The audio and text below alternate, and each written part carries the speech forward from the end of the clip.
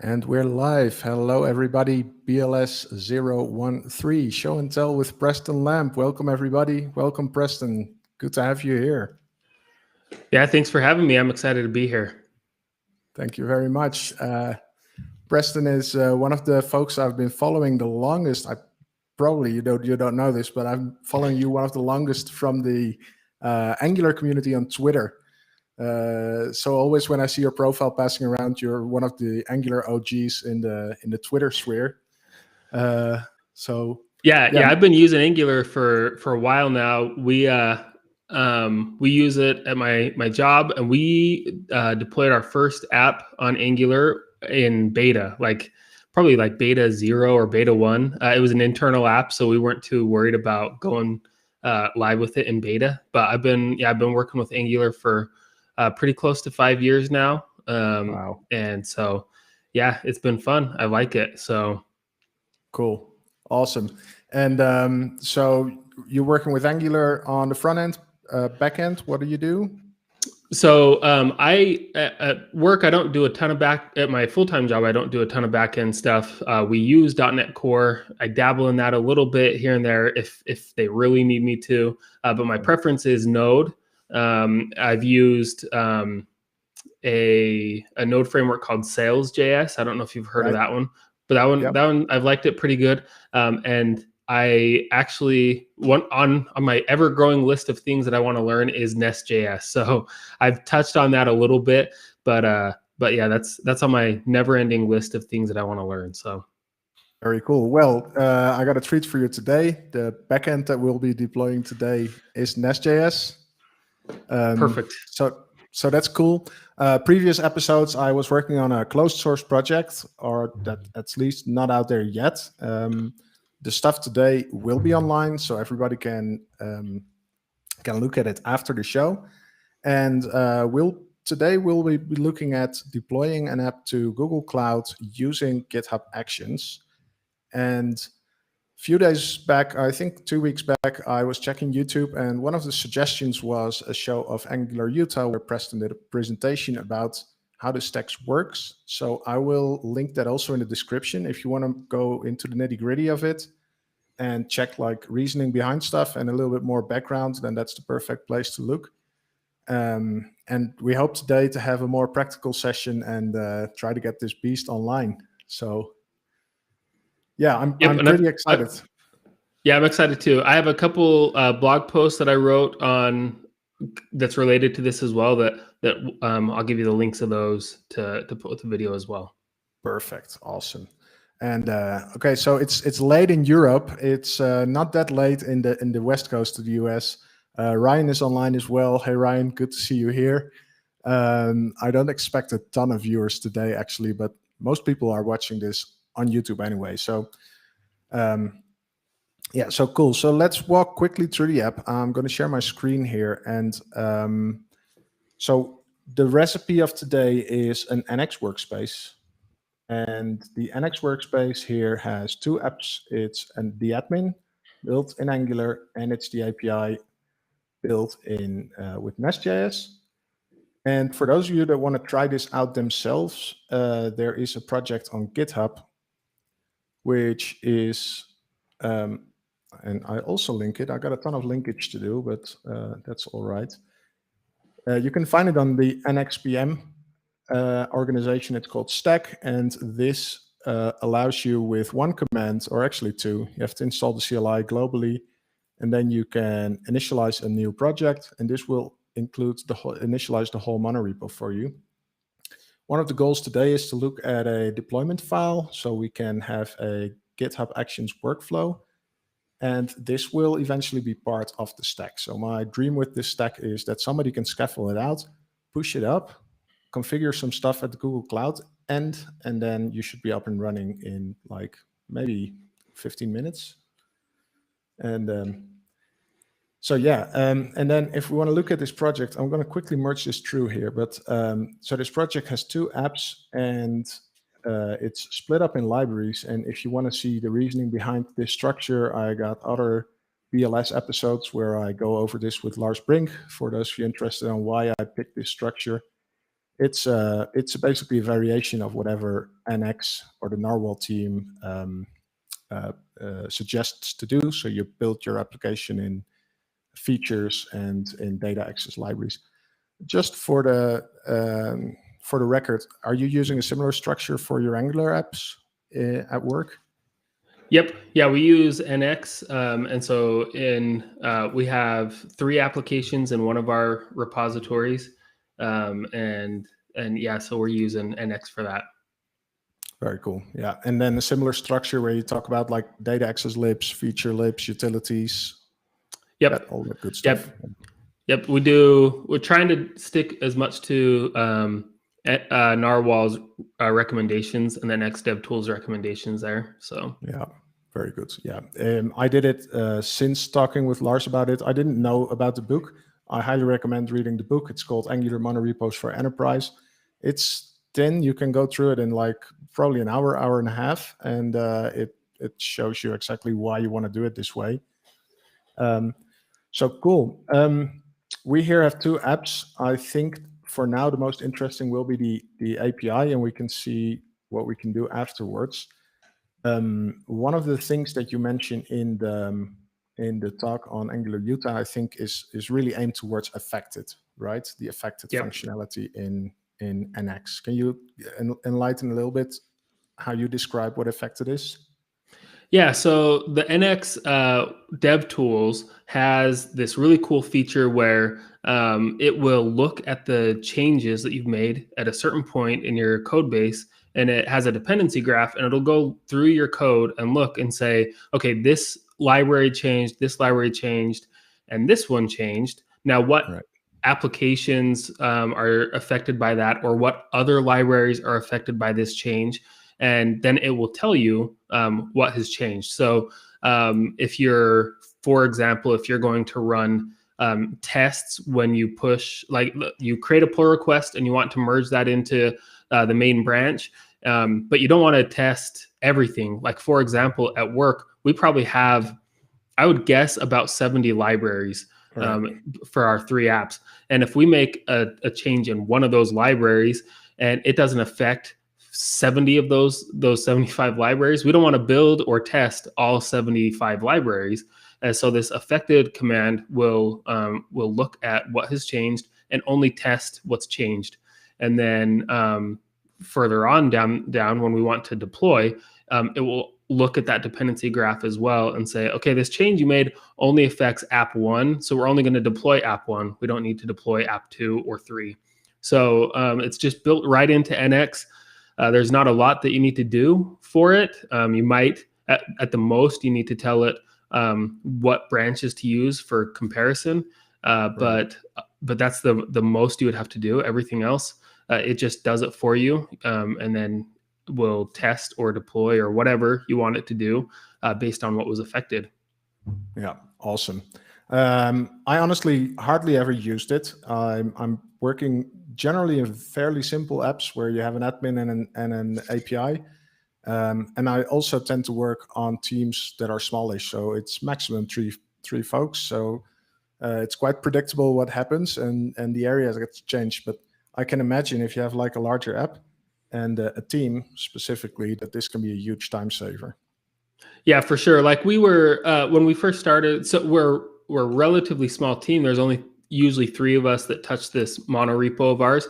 But when we first started, we were trying to do the affected tests on Google Cloud Run, and we couldn't figure it out. Like it needs the Git history to be able to run these affected commands, and we couldn't figure it out. So we just decided we'll just run all the tests every time. It's not that big of a deal, but it would take 16 minutes sometimes to run all the tests, and then sometimes one test would fail, and you'd have to push, and it'd take forever. Well, eventually it got to where it was timing out because Google Cloud Run would only run for 20 minutes, and we were going above that. So we had to disable them.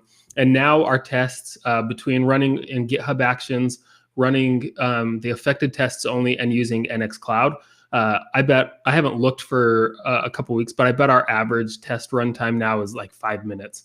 So it's a lot faster. And that's including, before we were only running unit tests. We're also running some end-to-end tests in Cypress as well.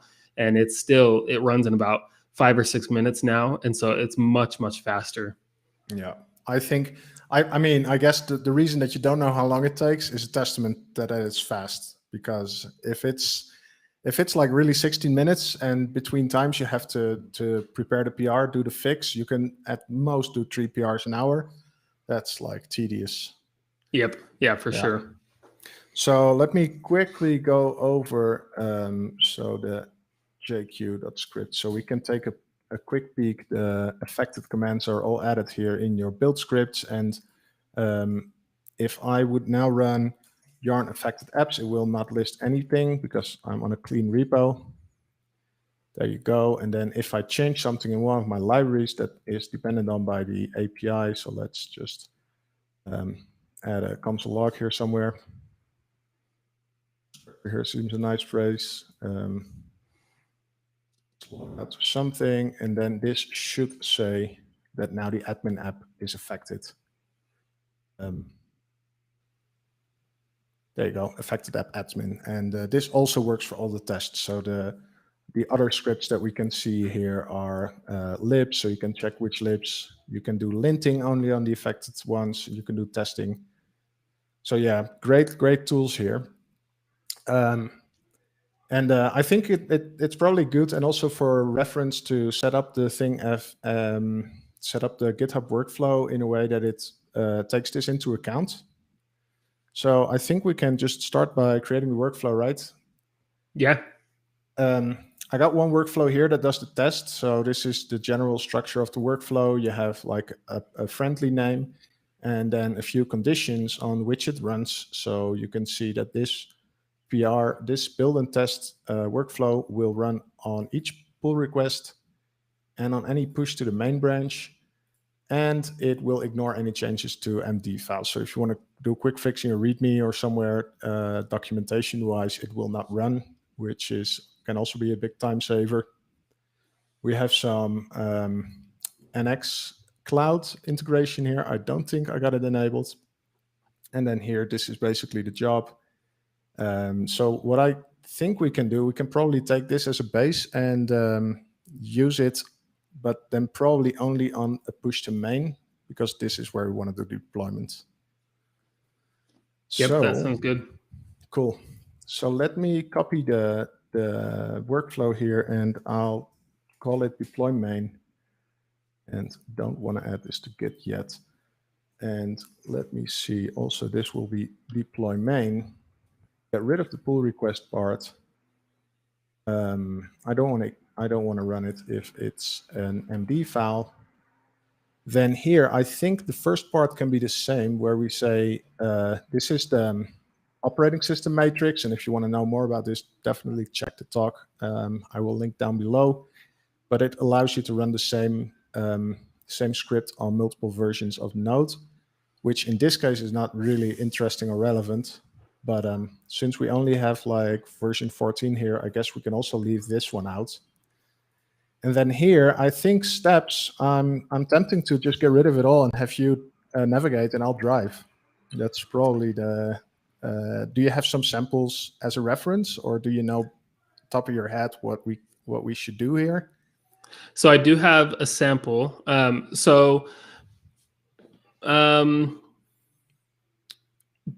Well, I guess, so do you want to do the way we do it, and we can do it kind of two ways, depending on how you want to do it. The way we do it is we only deploy the affected ones. So in this case, if your API changes but your admin interface doesn't, then only the API would deploy. Does that sound good to you?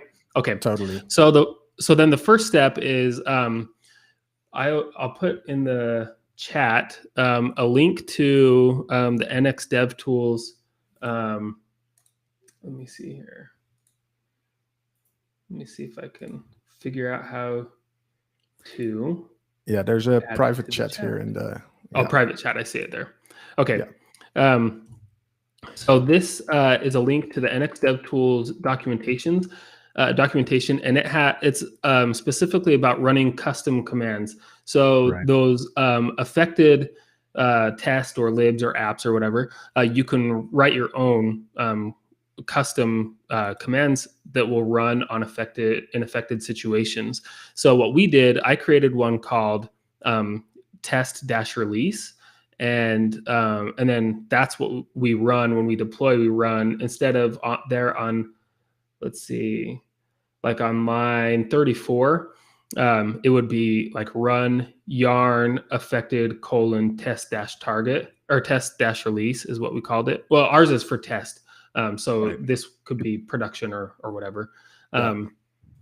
So you could say that's like deploy main, for instance. Yep. It could be deploy main or just deploy whatever you want, because you can name it what you want. So to set that up, let's go to the at least in I think it's angular.json, but it might be NX. Here it's a workspace.json, but it should be workspace.json. Okay, so if you come down a little bit more for this admin one, you'll see these up just a little bit. You have like this test right there on line. Okay, hold on. Down a little bit, I think it was. I'm gonna collapse a few of these. Yeah, perfect. So we're gonna have, Yep, right there on, you have lint build serve test. Test is on 108, it looks like. So you're going to add another one there. So if you add a new JSON object there and call it deploy. Now your builder, you'll use that. It's at narwhal/workspace : run -commands. Workspace : run -commands. Yep. And then that's an and then there's a comma, and then options is the next one. Yep. And then inside of options is an attribute called commands, and that's an array. Right. Yeah. I've worked with this to change stuff together. Yeah. Yep. Perfect. So here, each command will be another JSON object, and then the key is command, and then the string can be literally anything you want. And so that's where you'll put in the command that you want to run. So then you would say, yarn affected : deploy. It will run this command, whatever you put in there. So in our case, what we did is we actually run a bash script to tag the repository. And then Google Cloud Run watches for those tags, and when a new tag is created matching a certain regular expression, then it kicks off a new build. And so that's one way to do it. You could just build the app and then push if you wanted. Or so that this part kind of depends on how, I don't know exactly how you want to build it on. If you want to build it in the GitHub action and then just push the built code to Google Cloud Run, or if you want to do more like what I was talking about, like a tag, and then have Google Cloud Run pick up and build that. So I don't know which. I think the easiest for now is to have this. The Google Cloud Run it, basically do a command here that builds it, because I think tagging will need to have configuration on the Google Cloud end as well. But let me first, because let me quickly get this here. This will deploy admin. So this is for the admin, and then to do this, we need to do the same for the API app, correct? Correct. Yep. You have to add it to each of your apps that you want to run. So this is something new, and this is something interested, and this is why it's great to talk with people that have experience with these kind of things. So I now created these two scripts, and then I could run affected : deploy. So before you do that, so by default, you run, let me see. So you do, you would do yarn affected, and then -- target equals deploy. And then you can basically alias that to be affected : deploy. Right. And Cool. So this is the way to run this. And let me see. I think affected also takes into account changes to the workspace JSON. Is that correct? Yeah. So until this is merged into main, every other change you make, it will always have both apps as having been affected. Yep. Yeah, because we touched the workspace file and affected is smart enough to figure out like this might like literally affect this app.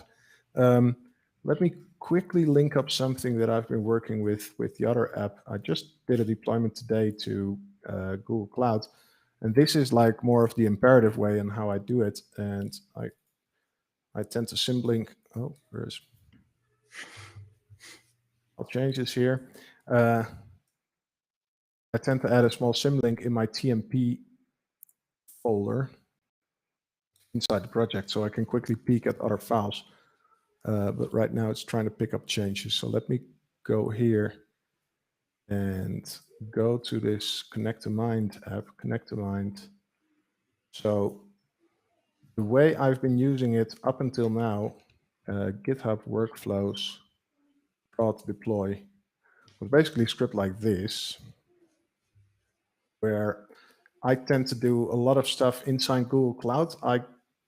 I'm not sure if it's really if it's bad luck or if that Google Cloud build is on the slow side, but I think I have the experience that GitHub Actions is faster in building stuff than linking it up. And what I used to do, and this was not really scalable because it took me a while to go into Google Cloud and configure stuff. I used to go there and then set up a continuous deployment. We can quickly peek at this for folks that are not aware of how this works. So this is Google Cloud Run. It's their serverless offering, allows you to run Docker containers as a serverless service, if you will. Serverless in the sense that you only pay for the usage and they don't host your API all the time. And you can create a new service. I created this API here. And I used to do this setup continuous deployment, which is kind of nice. And it works. But there are some caveats to it. One of them is that you need to basically link your repository to their repository, and it will sync. And I have the feeling it takes time. But also, I realized that I got timeouts. So and stuff just didn't get built within the time, which is kind of weird. So I moved to a system where I had to. Yeah, there you go. So this is the current script that I'm using. I'm doing a checkout here. And then I use this cloud platform Docker container or GitHub action, actually.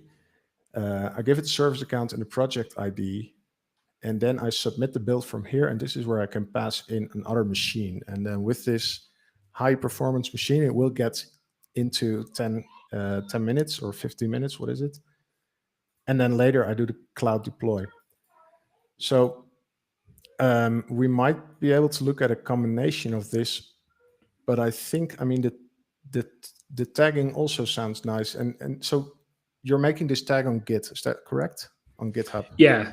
Yep. So it's just a git tag command essentially, and then it pushes in the GitHub action. It pushes that new tag that was created to the repository, and then because we use Google Cloud Build to build our applications, then Google Cloud Build just looks. You still do that.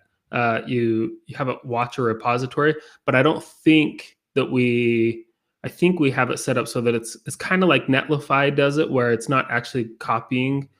There's two options in Google Cloud Build where you can mirror the repository or you can just have it watch. And I'm pretty sure we just have it set to watch it.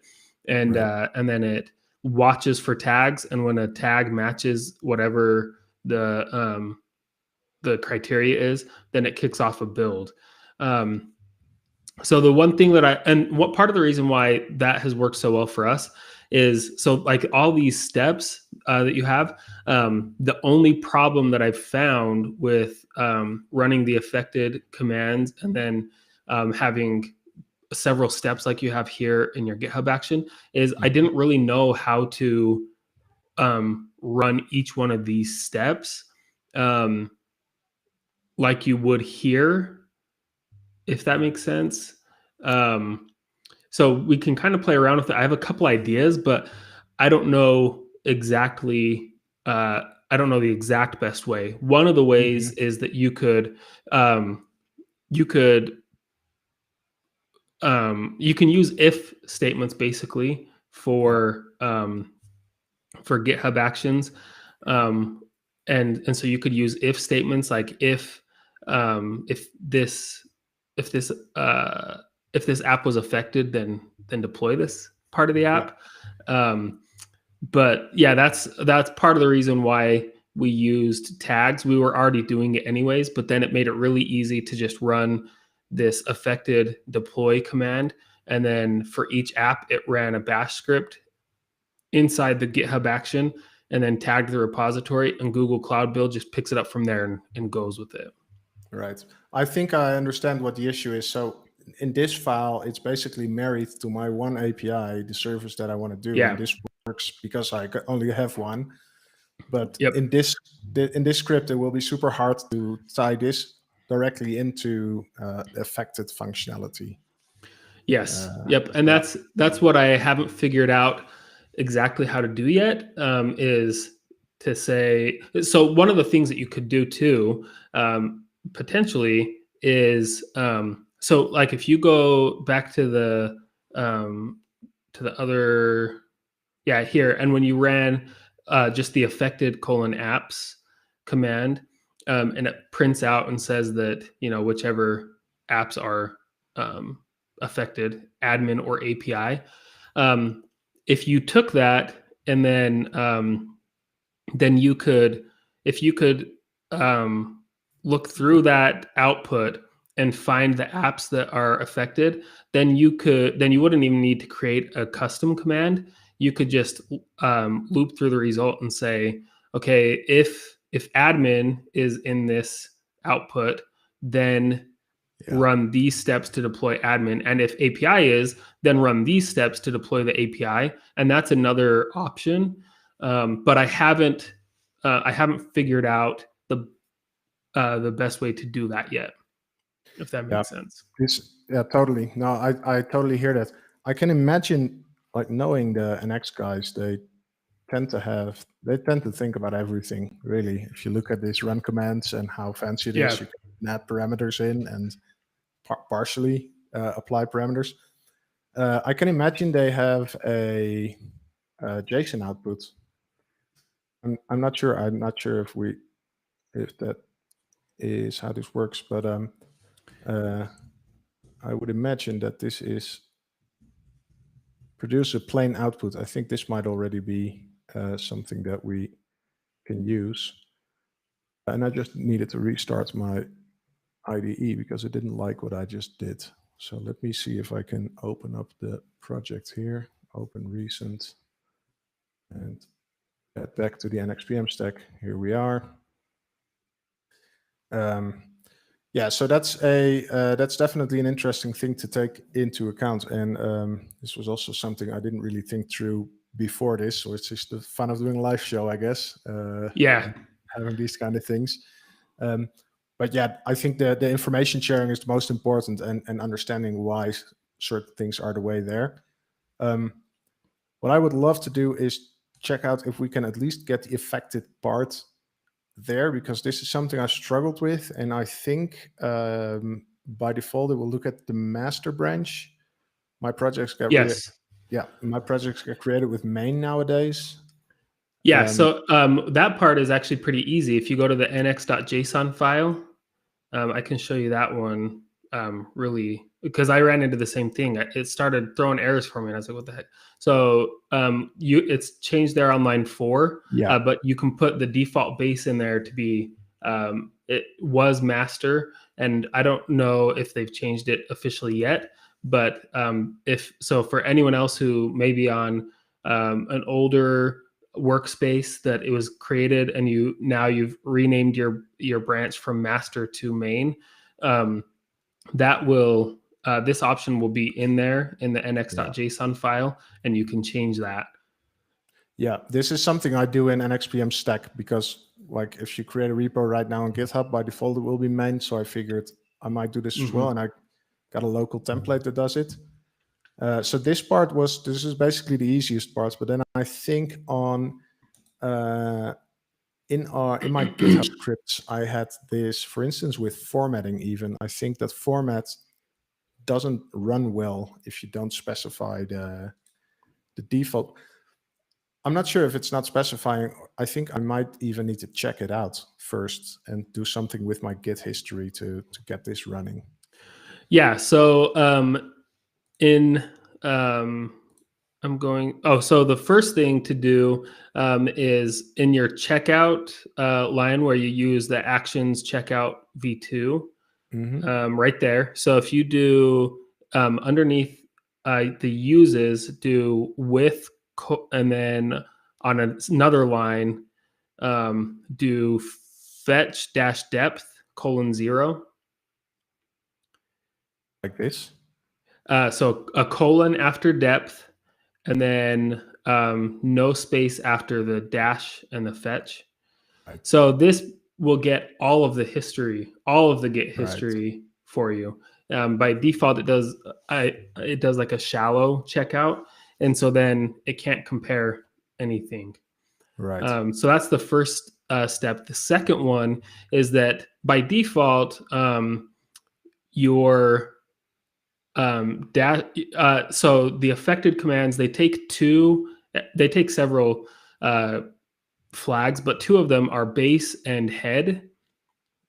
And those are what you're comparing the code against, so that it can say, basically, I'm comparing base against head and whatever you set them to. And so base is by default the main, or whatever is in that nx.json, and then head is wherever you're currently at in the Git history. So if you don't pass anything, then it'll be main, and then whatever commit you're on. So what you need to do is let's see here. I have to find it, what I've done here. So this I'm just thinking how to word this. So you could do a lot of things. Like, for example, you could do like the base could be head and then the -1, and that would go back one commit. But your pull request could be it could be 15 commits, for example. And so you don't know how many back to go. But GitHub Actions have several different environment variables that you can use, and one of those, if you use github.event.before, then it will give you the last commit to the repository before the current action, whatever happened, the current push to main in this case.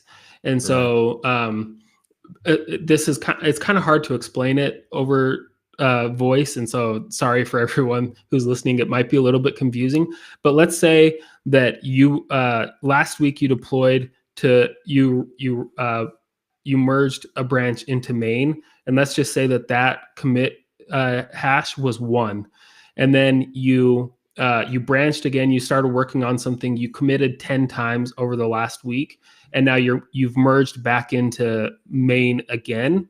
And so now your current Git hash is 11, because we're just going in sequential order. The github.event.before environment variable in the action would be 1, because that's the last time that something was merged into main. And so you can use that for your base commit, and then it'll use that base commit and it will compare the code from that point to where you're merging in now. And that's how it can know, okay, what has changed between that base commit and today. And so the easiest way that I found to do that is to in your env key value pairs up there. Yep, right there. So I just made another one that was I called it before_sha. And then you set it to the with those, and then you say github.event.before. These are the interesting tricks. Yeah, this would have taken me probably a few days to figure that one out. Yeah, it took me a little bit too. So yeah, so you just take that and then you put that down in your affected command. You do --base equals $ before _SHA. Just like a regular env at this point. Yep. Then it's just set as an env variable, and then you don't even have to put the -- head because it will just automatically pick up the current commit. So very cool. So that's all you have to do. Yep. Okay, awesome. So this is basically saying, hey, affected, check whatever we are on right now, and the base is this last time something got merged in. Yes. So actually, I think you can also say it's like the top of the main branch in your repo. Yep. Into. Yeah. Yep. Cool. It was the previous top until you just did this last merge, and now and that way you can compare very well between the two times. Very cool. Okay, I'm going to do a few things here. I'm going to make a commit here in admin. At first, I'm going to switch branch because I'm on main right now. Oh no, I'm on enable test. Actually, I think I have to do a git pull. Yes. Okay. Very good. So we're going to say admin updates, and here I'm going to say feature add comment to admin core service. So this is the first one, and then the second one. So quickly peek here. Inside workspace.json, we have these deploy commands. So this will just output the echo commands, but this will at least give us some room to verify, like, hey, this updated, the other one didn't. So we have this will deploy admin, this will deploy API.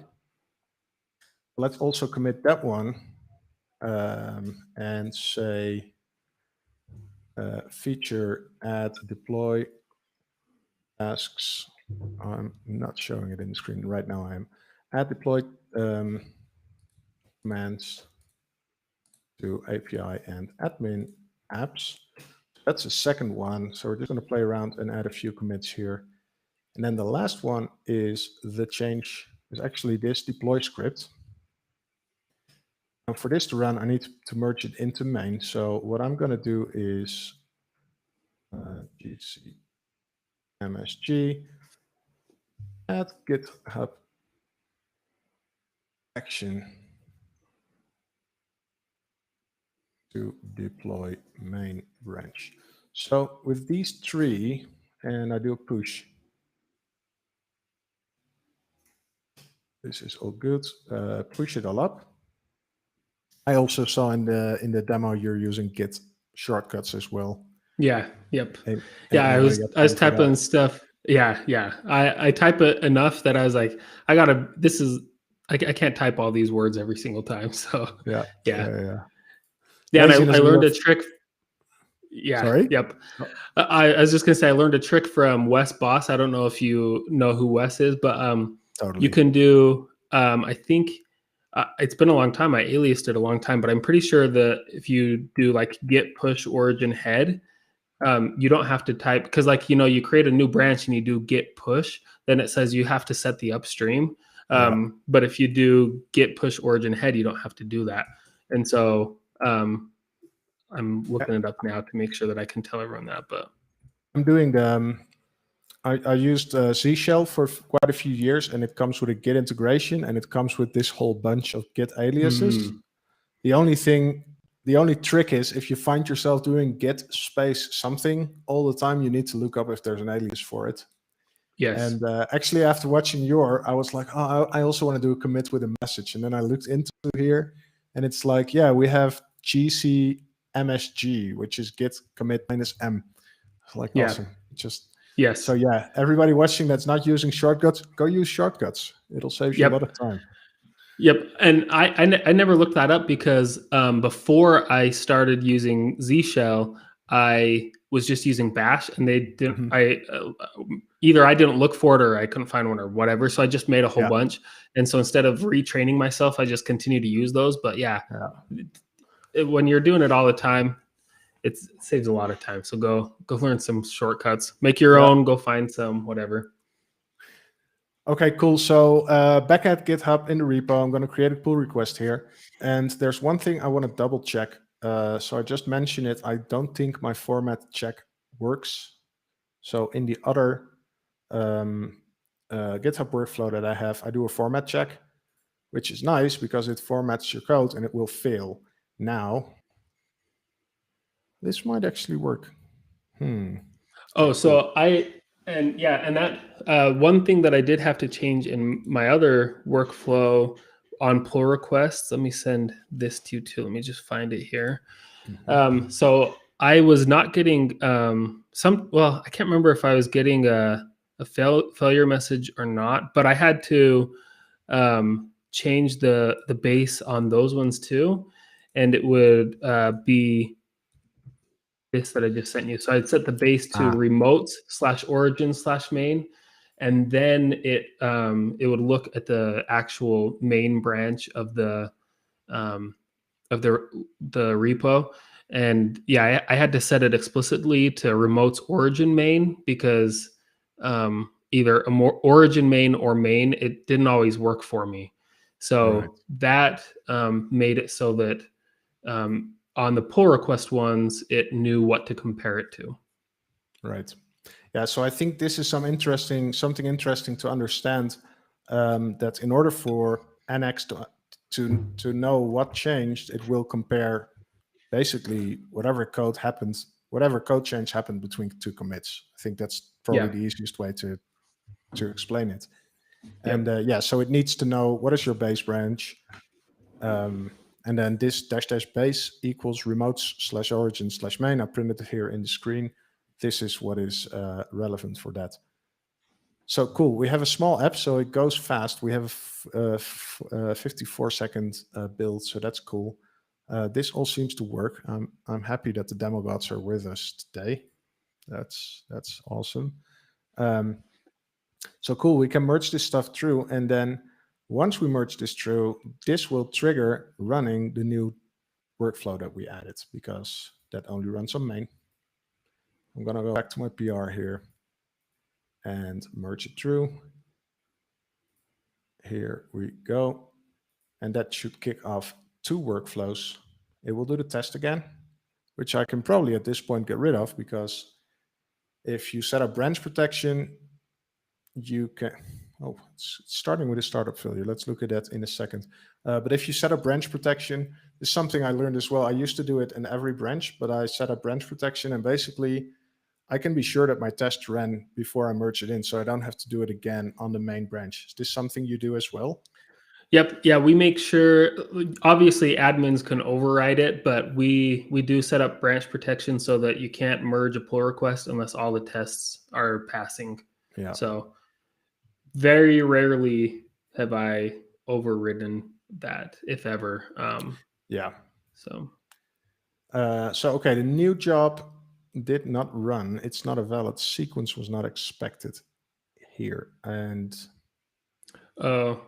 line 25. So I think it actually, let me look. So I think it's because the width, the fetch depth there, I don't think it should have a dash on line 25. Sorry, so that one, but the first one. Yep, that one. Yep, it's the same like this structure. Yeah. Okay. I missed that before, but I bet that's what it is. So. Okay, so let me quickly, I'm on this branch again. So let me actually commit it. So one thing I'd like, this might be out there. It would be nice to find a way if there's a way to validate, even if it doesn't officially run, but it'd be nice if it ran too, locally, your GitHub Actions to test them. Because when I was like trying to build this, I'd create a pull request and I was pushing like 1 million commits to it just to get it to work right. I was like, man, if I could run this locally and at the very least validate that the file is correct, it would have been helpful. So I wonder if there might be something out there like that. But It is. I'm going to show you right now. It's called Act. This is the thing. It's exactly doing what you're asking for. Act runs your workflows locally. Oh, nice. GitHub Actions Act. I think they should find it. Yeah, nectos/act. This is the project you want to be looking at. So GitHub Actions changed syntax. I think it was like maybe half a year ago, half a year ago. They changed drastically from one format to the other. This package got updated a few months back, and yeah, it looks like it's 9 or 6 months ago when most of these files changed it. Perfect. Yeah, I need to install this and try it out. Yeah, this is super nice. There's one downside. So the good thing is it runs in Docker, and each of these steps, for those of you that are not aware, these steps are actually just Docker containers. So it will now run this thing locally. There will be things that are not available in your local environment in your Docker container. In order to get the full setup going on, similar to GitHub, you have to have like an 18 gig Docker image. That's the only downside I'm aware of. Yeah. So that's big. On my connection, poor connection here in Colombia, that takes me like 3 hours to download. So I'd rather not. Probably different situation for you. Yeah, so Act is a great tool for that. And but my previous setup was also like, yeah, just go ahead and keep pushing and do basically force push over the same pull request. Yep. So let me merge this one in. I'm on a new branch here, and I shouldn't do two things at the same time. So go back to main, pull in main, back to my branch, rebase main, and then force push or just a normal push. Make sure fetch depth is correct. So that's the one. And then another utility I'm totally fond of is the hub. I'm not sure if you're familiar with hub, but it's a GitHub utility. GitHub nowadays have their own CLI, which might as well be very cool. I'm using hub, which has been out there for a while. And hub browse all the time, like basically open up GitHub in whatever branch you're at. And the other one, hub create. So you have a new project, you want to create the repository and set it up and add your new origin. If you do hub create, it will do all that for you. Oh, nice. So also I need to learn. I need to do some of that because, like I was talking about time savers before, and so I have some of them. But then when I create a new repo, it takes forever because I'm like, okay, I got to go to GitHub and I have to copy and paste the thing because I can never remember just how to do it on my own. And so I need to do some of that stuff. Yeah, you shouldn't have to remember if you know what to use. And I think the only downside is at some point you're going to forget, or you're going to be at a machine that doesn't have it, or you want to explain somebody, maybe help a coworker, and then you're like, oh gee, what's the command again? Yep. Yeah, I've done that. So cool, this one is running, and I'm actually gonna go and pull trigger on this one because I'm fairly sure that this is a correct fix. So I'm just gonna merge it through right now and get some early feedback on if our build script is correct. And then if all goes well, we should see 2 lines outputted. I will deploy main, I will deploy admin, and I will deploy an API. And then if we go back and change only something in the admin, it will only do this for admin if we did our job well. And now I'm waiting on checks here. This is also a utility. There's a bunch of utilities here. Merge pull request, click this one off. I think this is a thing that's got added by, refined GitHub, which is a Chrome extension. Oh, cool. Yeah, it's super nice. It also automatically deletes your branches, so you don't have to do that kind of stuff. Oh, that's nice too. Yeah. Yeah. I'm kind of particular about that. I don't like having a whole bunch of old merged branches in the repo. So I go through and delete all the merged ones all the time because some other people that work with me, they don't care as much. And it's not like a big deal, but I just like to delete them so that I know that I don't have to keep them around. I'm not keeping it around for some certain reason or whatever. Yeah, and in any case, if it's a merged PR, you can always go back. So in a merged PR, even if you delete it, it will always know, because it just knows the diff of what it added. And a merged PR always have the option to restore branch. This you can go back ages. And I'm also very much on the same train. I don't like this stuff hanging around. A branch should be there. Because then I come back like a year later, and I'm like, well, is this sitting around here for a reason, or I don't want to delete it if I shouldn't, and so it's just easier that way. Yeah, I totally agree. So cool. Build here is going. Format check will run, and then these will print out the 2. And I think I can already here go ahead and. So that actually might not work. We might see an error because I don't know if we aliased affected : deploy to the. We did not. Yeah, I forgot that part too. We were talking about other stuff, and I forgot that we hadn't done that. So package JSON. Yep. And then the command, what we did manually was this yarn affected target -- deploy. And this is whatever we want to do for affected deploy. So that would be yarn affected. Let's just be lazy, target deploy. There you go. Yep. Now, and I'm going to just pull this right to main, because we're probably pretty sure that, like, we're either forgetting another thing or this is just the right thing. But let me do a quick commit here, fix add affected deploy run script. Put your right domain.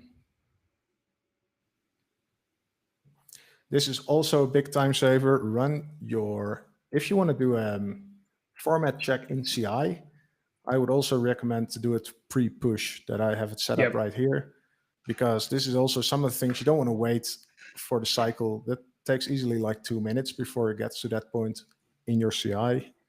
And it's just fill early on is probably the best thing to do here.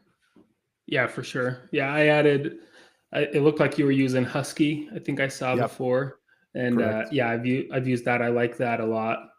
I put our, I put linting, the Nx affected lint command in there a couple months ago maybe. And it's nice. I went through and fixed a whole bunch because I'd basically ignored it for a year. And I was like, all right, I need to fix this.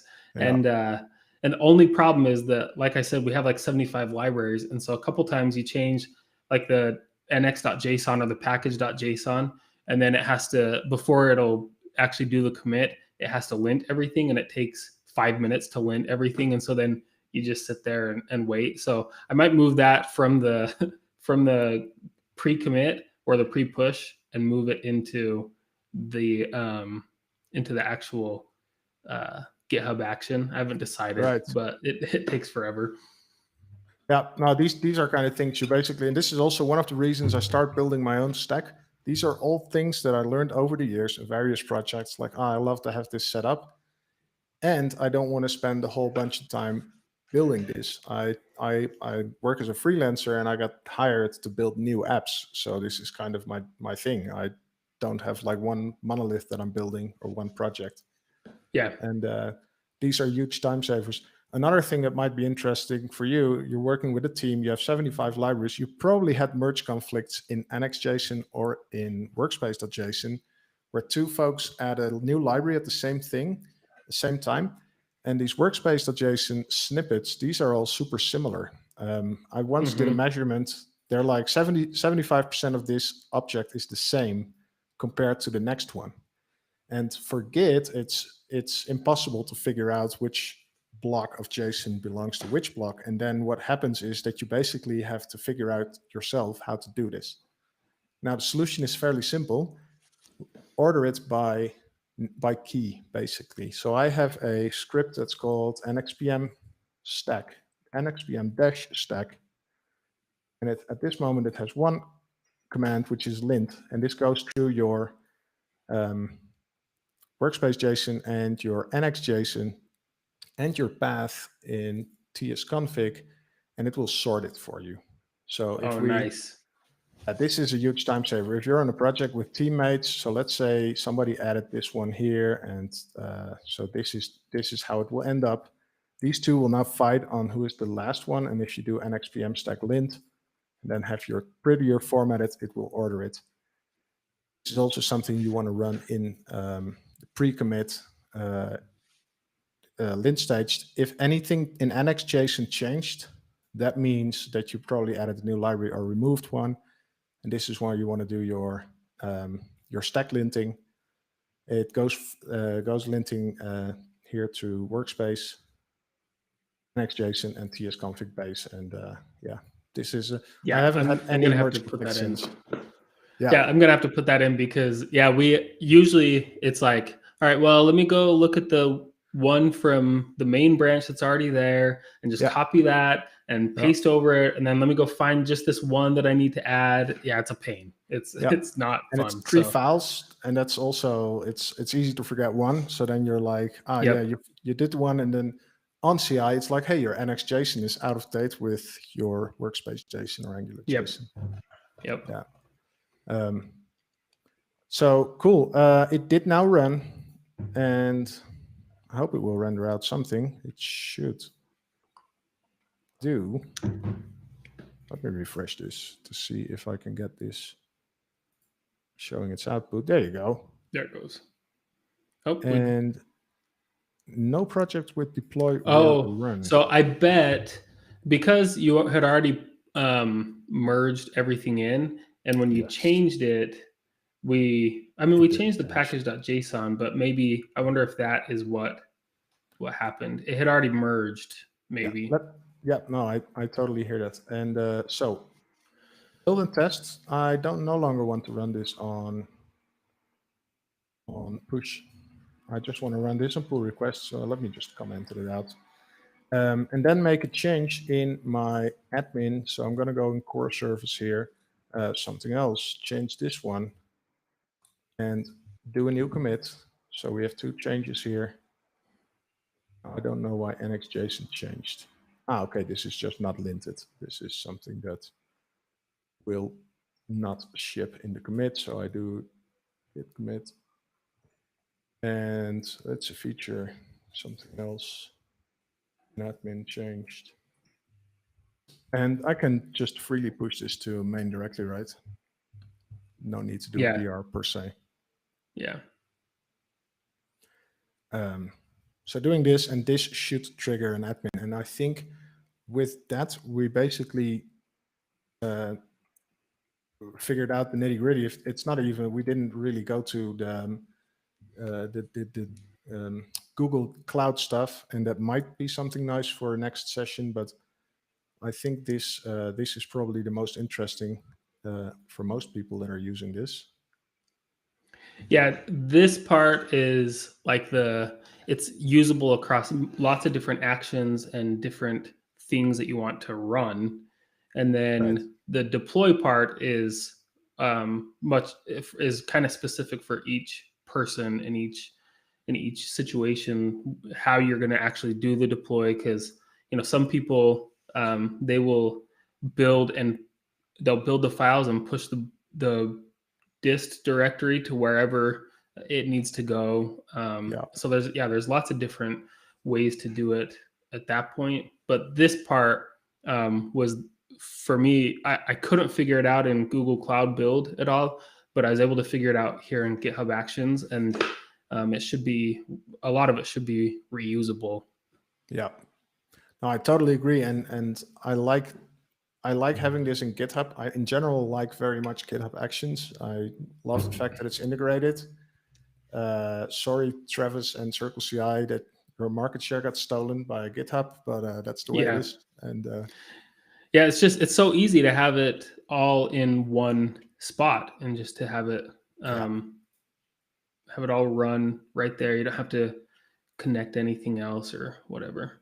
Yeah, no, I totally agree, and I think I run all of my stuff right now.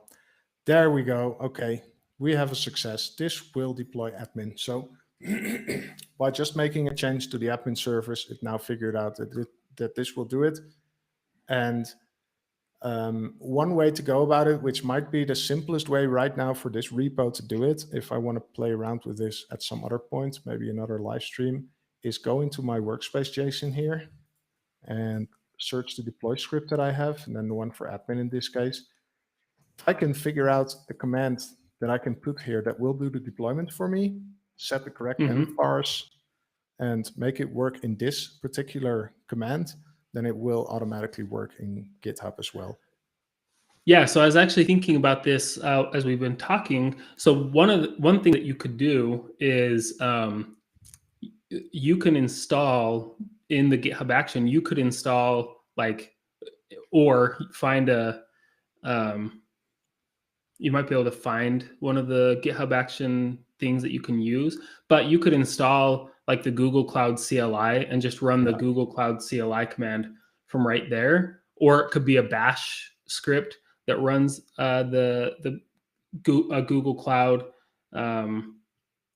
script, and you could just put multiple commands in there, and the command could be your build command, and then after that it would run the deploy command. And so that could be how you can do it, and you can pass in these secrets as environment variables to the script. And that would work. So this is what I've been using to set up, and it's very similar to what you're suggesting here. Let me copy this one over and paste it in here. So it's my other one, deploy main. So these steps here, it's Docker containers, but you can also see them as installers. So I've used this before to, for instance, install Go if I want to do something with Go inside my workflow. And if you run this command, uses, and there's an official Google Cloud Platform GitHub action. It's called setup gcloud, and it takes a version, service account key, and project ID, and this will configure it for you. And then afterwards, you can run gcloud whatever. Yep. I think I can quickly open this one up. There we go. So here, this is actually gcloud build submit, and this is what you would normally run if you would do a manual deploy. You would run this on your machine, considering you're connected to the right account. So this is definitely an interesting way to look at this. Yeah, I bet that with that uses that you put in there already, if you copied that command right there and put it in the workspace.json, I bet that you could just run that from there, and that you could. The one downside is, and this is something where you can see that I didn't very well think this through. The one thing that's hard here is creating the what is it called? The SA key. So creating the Google Cloud secret key, you need to have service accounts, and this service account key is a JSON blob. It has like, I don't know, maybe 10 keys with a lot of secrets. And this is also something why I want to automate this whole process, because I want somebody to just be able to run a command and have this stuff generated for you. Because it's always these things, you do it like, maybe I do it like twice a month, but if you do this like once every 3 months, you don't know which settings you have to use and what you have to do. But this is definitely the way I'm going to go about to do this. So a basic GitHub workflow here, only on a branch that you want to deploy. We take the before event from GitHub and store it as the before SHA. And that is the one that we can use to compare against for whatever Nx commands that supports base. If it's not this one, if this one has issues, you can use base equals command like this, which the base equals remotes /origin/main. So in some cases, this might be the thing you're comparing against. Yeah, and basically if you're doing an effective command on the main branch, like when you push to main or pull request is merged into main, then you want to use the before SHA, because otherwise you'll be comparing the same main to main, and nothing will ever change. And you won't get any errors, and you'll think, yeah, it worked. And then you'll realize, oh, actually, no, it didn't, because nothing actually ran. So I did that. So from experience, just remember that the remote's origin main is for if you're doing pull requests or something of that nature, where you're not on the main branch and you want to compare back to main. But if you're on the main branch and you need to compare back in history, then use that before SHA, and then it should work for you. Awesome. Cool. I learned a ton today. That's awesome. I'm going to experiment with this, and this script is probably more or less literally going into NXPM stack. So folks that want to check it out, probably by next week, I'll be having this in there. So again, my goal is to have, I don't know how many commands I can squeeze it into, but the minimal amount of commands to run and get you from 0 to having a deployed stack. I think we all lose a lot of time figuring out the same stuff. And I hope to address this with this platform. And yeah, your contribution has been very valuable, Preston. And oh, thanks for inviting me. It's been fun. Yeah, awesome. I'm gonna go. I think we can go wrap it up here. It wasn't really as expected. We didn't deploy to Google. It does leave me with some other stuff to check out, and probably automate more, like generating the keys. That's something important, because I don't want to go in there and do this manually all the time.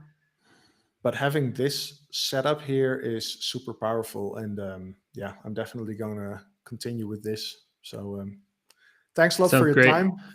Yeah, no problem. If you need anything else, let me know. I will. I have, like I mentioned before, I have a couple blog posts Cool. that cover this, and I still need to write one more that I used a GitHub action and kind of the same process as the test release to build source maps for my Angular apps to push to Sentry. And so it's kind of the same thing. So it might be a little bit shorter of a blog post than these ones, because it's kind of repeating a lot of the same stuff. But hopefully it's specific to Angular, but hopefully if you're using it for Nest, or since you can use Nx Workspaces for React or whatever, hopefully you should be able to use the same kind of the same topics and some of the same skills from that blog post, and you should be able to adapt it to whatever application or whatever stack you're running, as long as you're running it in an Nx Workspace. So very cool. I'm definitely going to link this up and check them out myself. Yeah, is there anything else you like to plug? Any random, unrelated to code thoughts? I don't have not too much. If anyone is interested in learning Deno, I'm working currently on a course that will be released on Thinkster.io, as well as I'll be selling it somewhere else as well. Haven't figured out all the details there. And then along with the course, I'm going to turn the kind of the course into an ebook as well. So I'm going through that right now. It'll be kind of just a getting started, and here's what Deno is, here's how to run scripts, here's how to build a few common types of scripts. And so I'm working on that right now. I'm hoping maybe to have it done early next year at the latest, maybe by the end of the year. So keep an eye out for that. If you want more information on that, you can go sign up for it at pjlc.dev/Deno. And I'll keep you updated there. But that's what I'm working on right now. So if you're interested in learning about Deno, then go check that out. Yeah, very interesting technology. I'm not sure if you know Zach Rose from the ZLS live stream. I do know the name. Yep, I've seen. He's a big fan of Deno as well. He's super interested in it. So if you like, I'm going to introduce you to. And perfect. have you some airtime there. I'm definitely sure he's interested in that. pglc.dev/Deno is where you can sign up, and go ahead and do that. I'm going to do that right away. Perfect. Thanks Sounds so much, great. Preston. Yep, I hope thank you have a great evening. You too. Thanks for pushing it a little bit later for me. I appreciate it. Yeah, no worries, man. This is this is what we're here for, and yeah, super cool. Thanks a lot. Thanks everybody. I hope to see you soon, and that's it. Bye bye.